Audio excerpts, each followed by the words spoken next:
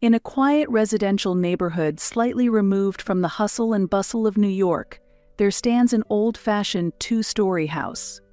Its wooden exterior, painted white, are faded in some places a testament to the years of weather it has endured. At the front door, there's a ramp installed for wheelchair access. In this house, I, Julia Brown, lived peacefully with my mother-in-law Dolly, at least until one fateful day. Don't meddle in things that don't concern you.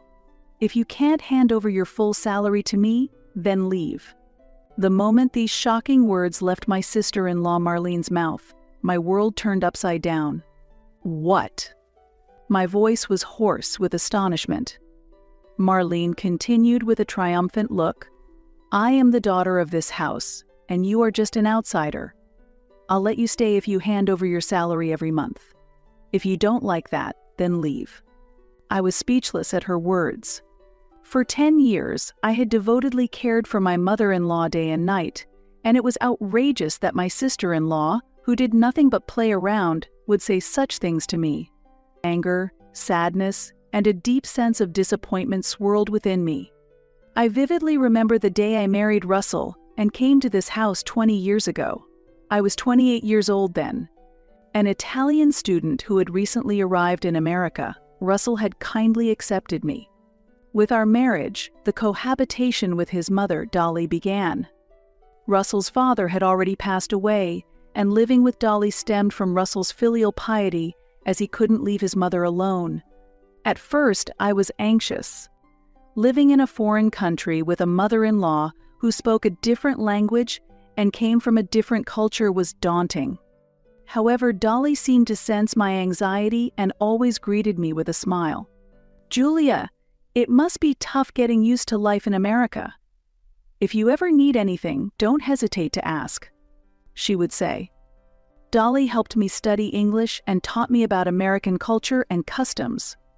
Gradually, her kindness and thoughtfulness opened my heart. She patiently taught me household chores and cooking as well. Dolly explained how to make an American-style breakfast and the proper way to cook a turkey for Thanksgiving, taking me through each step with care. "Julia, your soup is really delicious. Could you teach me how to make it?" she would say. Such words from Dolly filled me with joy. We naturally built a relationship where we respected and learned from each other's cultures. Fortunately, Dolly was a very kind person, and we lived well together. Though not related by blood, she became like a real mother to me. However, everything changed 10 years ago when Dolly suddenly collapsed. One day, when I returned home from work, I found her lying on the floor in the living room. Although I nearly panicked, I managed to stay calm and immediately called an ambulance. The diagnosis at the hospital was a stroke. Thankfully, she survived, but she was left with paralysis on the right side of her body. As the doctor explained the need for long-term rehabilitation and daily assistance, my mind went blank. "Mrs. Brown, your mother-in-law will need long-term rehabilitation. She will also need help with her daily activities," the doctor said. Upon hearing the doctor's words, I nodded. At that moment, I made a firm decision. "I understand. I'll take care of her." Russell agreed with me, and I quit my job to start working from home as a freelancer so I could care for Dolly full-time. Caring for her turned out to be more challenging than I had imagined. Assisting with meals, helping with baths, and accompanying her to rehabilitation sessions every day was busy, and sometimes I was utterly exhausted. But Dolly's words of thanks and her smile healed my heart. Having lost my parents early, Dolly was like a real mother to me. That's why caregiving didn't feel like a burden, rather. I viewed it as an opportunity to give back. 3 years ago, our family faced another trial. It was a chilly, rainy day. As I was preparing breakfast like usual, the phone rang abruptly. It was the police. "Mrs. Brown, I'm sorry to inform you. Your husband has been involved in a traffic accident." The moment I heard those words, it felt as if my world had stopped. I rushed to the hospital, but the news waiting for me was the worst possible. Russell had died at the scene of the accident. The suddenness of it all made it impossible for me to accept reality. Overwhelmed by grief and despair, I couldn't stop crying for days. Dolly, too, was struck silent by the shock of losing her only son. Although her body was disabled, her mind was sharp. However, since the incident, she spent her days in a wheelchair, staring blankly out the window. I suppressed my own grief and devoted myself to caring for Dolly. I encouraged her to eat, talked to her, and did everything I could to help her regain some energy. I was determined to prevent her from deteriorating further, possibly into dementia. Dolly, it's sunny today. Would you like to go outside for some fresh air? I would suggest, and sometimes I'd take her out to the garden. We would sit on the garden bench, watching the roses that Russell had cherished, and spend quiet moments together. Occasionally we would reminisce about Russell, shedding tears together. When Russell was little, he used to play in this garden a lot. He would climb that tree and shout, "Mom, watch me." Dolly's voice trembled, but gradually light returned to her eyes. I also shared memories of my husband. Just after we got married, Russell and I spread out a picnic set in this garden, drank wine under the stars, and he told me, "Julia, I am so happy to have met you." Through these conversations, we gradually began to heal. Sharing our grief and supporting each other, we forged new bonds. For me, it was simple, nothing changed in our relationship. I would continue to live here and take care of Dolly as I had always done. But our peaceful days were about to be disrupted by a new turmoil. One day, there was an unexpected visitor. The doorbell rang, and when I opened the door, there stood Marlene. She is my late husband's sister and my sister-in-law. Long time no see, Julia. Can I stay for a bit? There was a forcefulness in Marlene's voice. I hesitated for a moment, but thought there was no reason to refuse, as she was family, so I invited her into the house. However, I had no idea that this decision would greatly change our lives. Marlene was exactly as my husband used to describe her, with a wry smile, saying, "She's much younger and has always been spoiled." Indeed, whenever she came back for New Year's or other occasions, she was very selfish and acted like a queen. Her selfishness was unbearable. Not only did she not help with caregiving, she also did none of the cooking or chores, yet ate and drank as much as she liked without cleaning up. She would get drunk, sometimes hurling insults.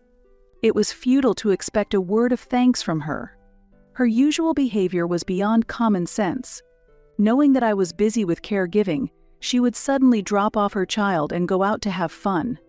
When she finally came to pick up her child, she would take home the food I had prepared without asking. Even though it was her parents' home, I thought she was taking too much liberty. One day, I gathered the courage to speak up to Marlene. "Marlene, I think it would be nice if we could all cooperate and live together. Could you help out a bit?"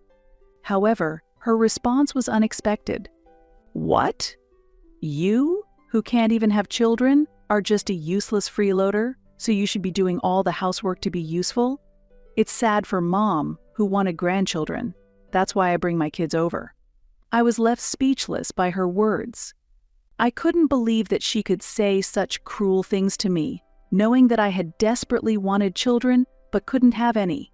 It was unbelievable that she was that gentle Dolly's daughter. I realized that it was useless to say anything to her, so I decided not to respond anymore. We didn't meet very often, and I thought it would be better if I just endured it. While I wished to live peacefully, Marlene's visits became more and more frequent. One day, Dolly asked Marlene, "Marlene, why do you leave the children here so often and come back so late at night?" Marlene replied as if making an excuse, "I started a part-time job because I need more money for the children now." "You're happy to see your grandchildren, aren't you, Mom?" "That's true, but..." Dolly seemed unconvinced. The children were still young, yet she was working at night. I also wondered why she would need to work nights when she wasn't struggling financially, but I kept silent. Then one day, as usual, Marlene suddenly visited. I thought she had come to drop off her children again, but this time she was alone.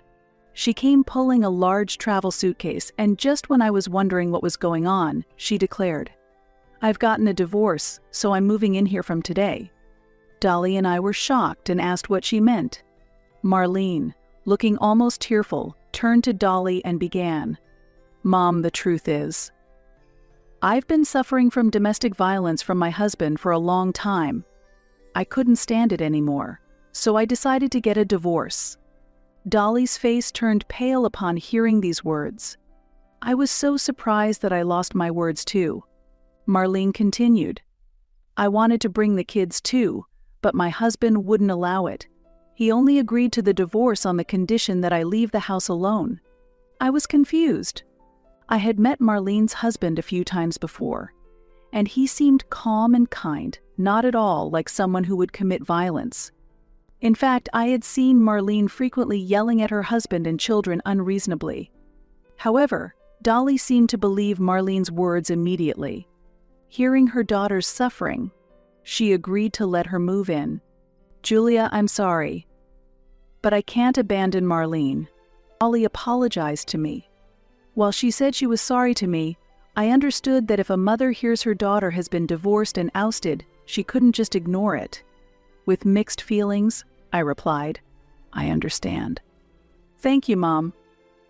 "Julia, please be nice, okay?" Marlene, who had appeared to be crying earlier, now smirked with dry eyes. It seemed like it was all an act. And so our life living with Marlene began.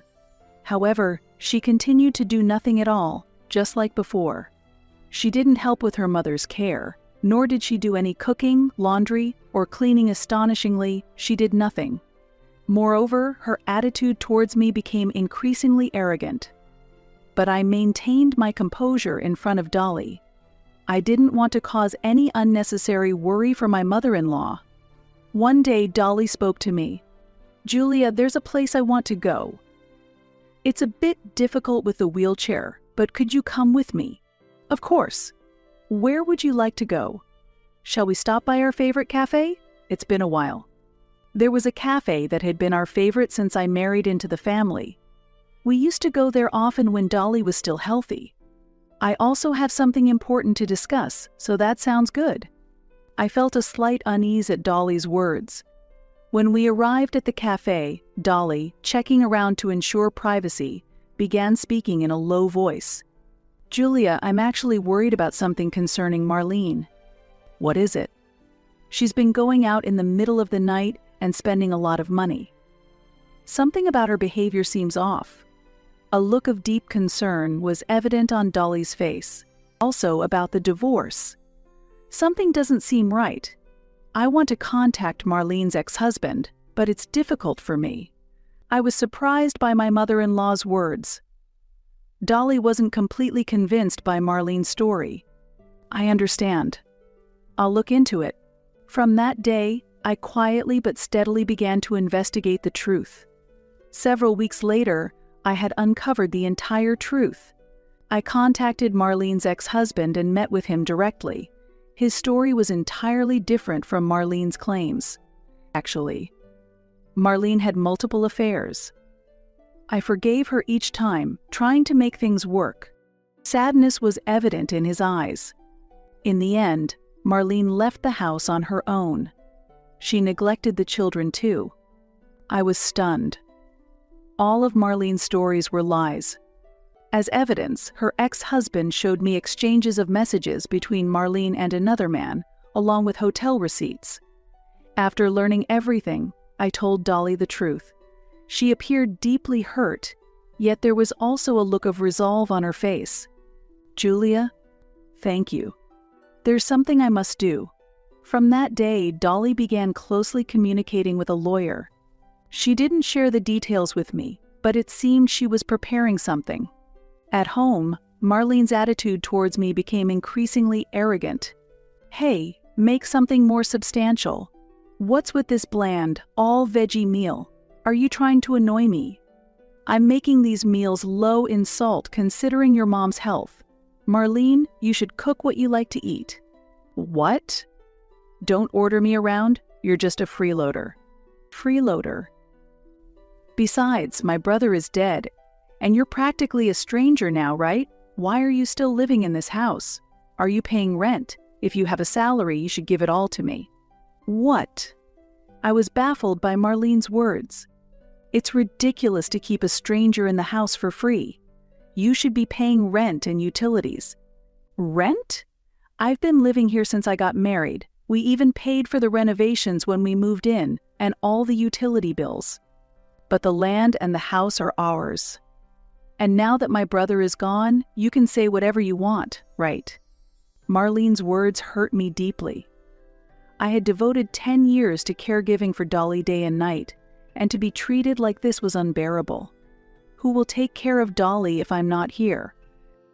Don't meddle in things that don't concern you. If you can't hand over your full salary to me, then leave. The moment these shocking words left my sister-in-law Marlene's mouth, my world turned upside down. What? And you have the nerve to say such awful things while I take care of everything around the house. But Marlene just scoffed at me, as if mocking my efforts. Isn't it natural to get money from someone who's not even family staying in the house? It's ridiculous how you act as if you're doing me a favor. You must really be after the inheritance. I understand. If that's how you feel, I'll leave. I couldn't believe that Marlene, who had no intention of taking care of her own mother, was serious, so I immediately called a nursing home. And so it was decided that Dolly would move into a nursing home as I moved out. Afterward, Dolly's health seemed to decline. I visited her every day, cherishing the time I could spend with her, though we were apart. I'm so sorry, Julia. I can't believe she kicked you out. I tried to tell her to reconsider, but she wouldn't listen. Dolly, don't worry about it. Just call me if you need anything. But the end came suddenly. One day, I received a call that Dolly had a seizure due to her chronic condition. I rushed to the facility, but Marlene was nowhere to be seen. Dolly. Hang in there. I called out desperately. Dolly grasped my hand and spoke in a feeble voice. Julia. You really were. A good daughter. Dolly, don't talk like that. We still have time to spend together. Tears overflowed from my eyes. It's okay. Everything is prepared. I believe in you. With those words, Dolly quietly closed her eyes. Despite the doctor's best efforts, Dolly passed away. I regretted not being able to say a proper goodbye or express enough gratitude to her. I couldn't stop crying. A few days after Dolly's funeral, all the relatives gathered at the house where only Marlene now lived. It seemed that Dolly had requested all family members to be present when her will was disclosed. The lawyer Dolly had hired surveyed the room and began to explain.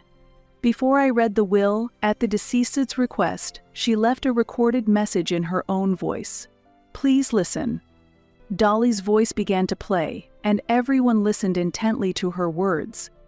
Thank you all for gathering here. I appreciate the relationships we shared during my life. I will now speak about the distribution of my estate. While it's not a vast amount, I requested your presence to avoid any trouble. First, to my daughter Marlene, I leave $100,000. Although she did not contribute at all to caring for her parents, she has young children and has gone through a divorce.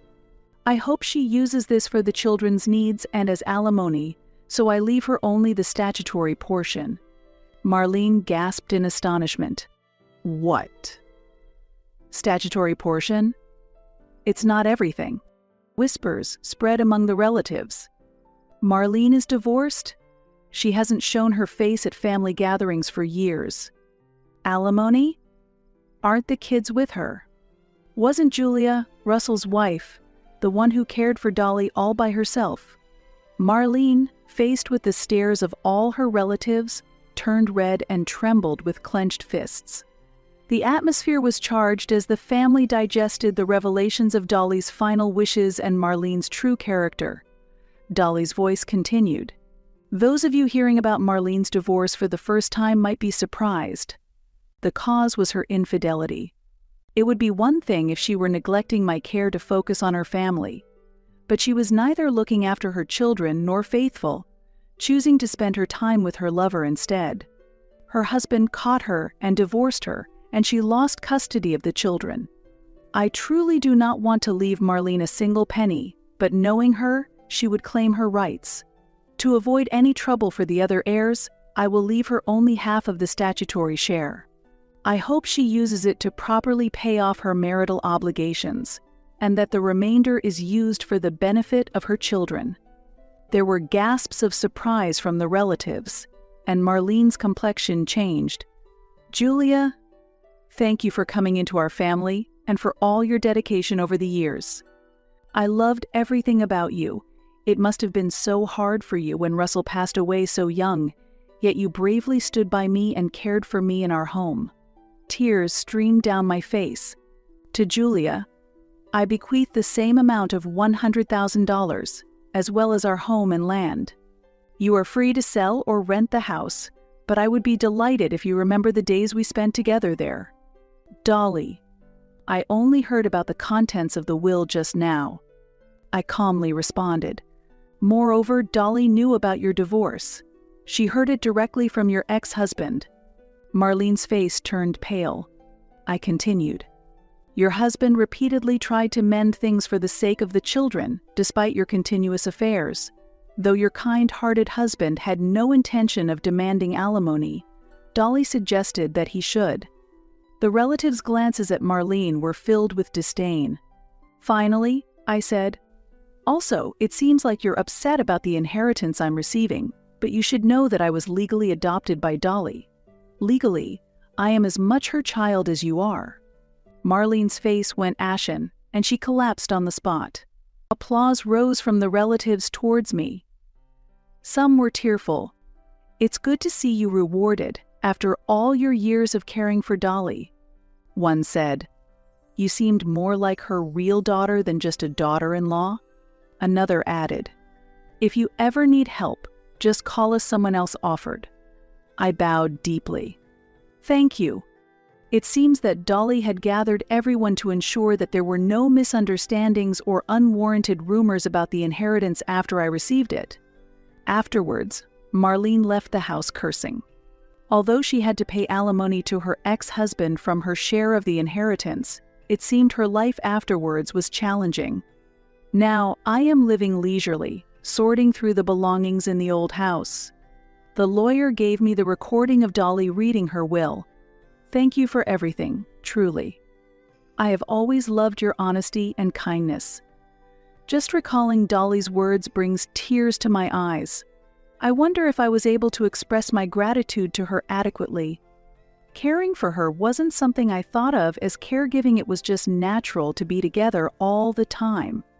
I wonder if she knew how I felt. Perhaps the contents of the will were her way of answering. If I keep crying, I worry that my husband in heaven and Dolly would be concerned about me. All right, today I'll go to that cafe for the first time in a while, I declared aloud. Arriving at the cafe, a familiar scent enveloped me, bringing back memories of the days I spent here with Dolly. Welcome, greeted a young waitress with a smile. Is it just one today? Yes, I responded, and unexpectedly, tears welled up in my eyes. Are you okay? The waitress asked, looking concerned. I'm sorry, I'm fine. I used to come here often with my mother-in-law. She has passed away now. I see. It must be a place full of memories for you and your mother-in-law, she said with a gentle smile. Yes, but it's my first time here alone. I understand. But I'm sure she's happy that you came to this special place, she reassured me. Her words made me feel a bit more encouraged. Thank you. Yes, I'm sure you're right, I said with a smile, settling into my seat. As I looked out the window from my table, the warm spring sunshine felt comforting. A new season was beginning.